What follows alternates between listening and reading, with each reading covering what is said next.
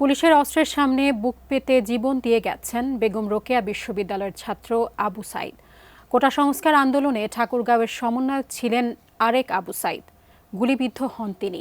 অচল পায়ের তীব্র ব্যথা নিয়ে কাটছে তার দিন, জানাচ্ছেন আমাদের ঠাকুরগাঁও প্রতিনিধি এম এ সামাদ।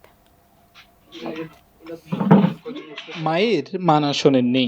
বৈষম্য বিরোধী শিক্ষার্থীদের ডাকা অসহযোগ আন্দোলনে যোগ দেন আবু সাইদ। 4 আগস্ট দুপুরের পর আন্দোলনকারী ও পুলিশের মধ্যে শুরু হয় দফায় দফায় সংঘর্ষ। গুলি চালায় পুলিশ। সামনের সারিতে ছিলেন আবু সাইদ। ডান পায়ে গুলিবিদ্ধ হয়ে পড়ে যান। সহযোদ্ধারা নিয়ে যায় হাসপাতালে। দিনাজপুর মেডিকেলে নিয়ে গেছি। দিনাজপুর মেডিকেল থেকে ওখানে 8টা গুলি বের করা হয়েছে। ডাক্তার বলছে যে এখানে আর এগুলো বের হবে না, এখন তাকে রিলিজ দিয়ে দিছে। এখন আমরা চিন্তা ভাবনা আছি যে ঢাকায় অথবা অন্য কোনো বড় কোনো প্রতিষ্ঠানে নিয়ে যাওয়া যায় কিনা। অর্ধশত রাবার বুলেট ও ছররা গুলিতে ঝাঁঝরা তার ডান পা। দিনাজপুরের আব্দুর রহিম মেডিকেল কলেজের চিকিৎসকরা মাত্র 8টি গুলি বের করেছেন। এখনো পায়ে ভর দিতে পারছেন না আবু সাইদ। অচল পায়ে তীব্র ব্যথা নিয়ে কাটছে তার যন্ত্রণাময় দিন।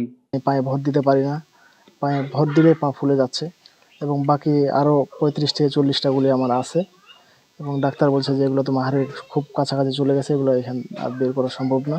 ঠাকুরগাঁও সদর উপজেলার জামালপুর ইউনিয়নের জুলফিকার আলী ও বিলকিস বানু দম্পতির একমাত্র সন্তান সাইদ শিবগঞ্জ ডিগ্রি কলেজ থেকে গ্রাজুয়েশন করেছেন।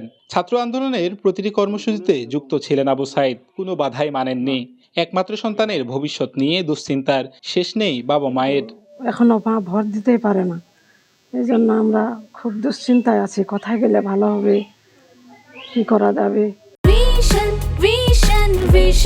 100% কপার কন্ডেন্সারে তৈরি ভিশন ফ্রিজ, তাই গুণে মানে অটুট থাকে বছরের পর বছর। স্বাভাবিক জীবনে ফিরতে চান আবু সাইদ। হাসপাতালে তার সঠিক ও পূর্ণাঙ্গ চিকিৎসা হয়নি বলে ক্ষোভ ও অভিযোগ রয়েছে পরিবারের। আর আবু সাইদ বলেছেন, পায়ের ব্যথার চেয়ে অনেক বেশি কষ্ট পাচ্ছেন আন্দোলনে শহীদ ভাইদের জন্য। তারা যে শহীদ হয়ে গেছে এবং অনেকে হাত পা কোনো কিছু নাই, এটাও আমার একটা কষ্ট। M A Samad, 18 news, Thakurgaon.